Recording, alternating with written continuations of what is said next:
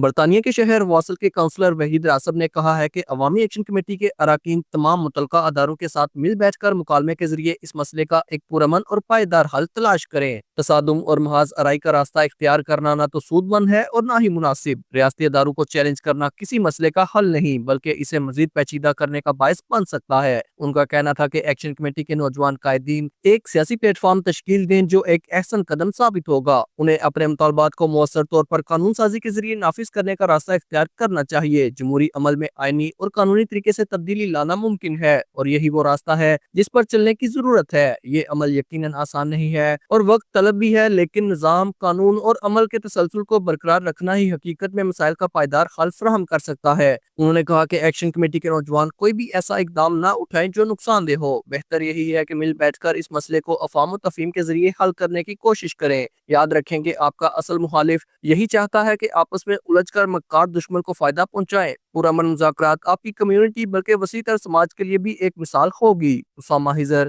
JK news, Mirpur, Azad Kashmir.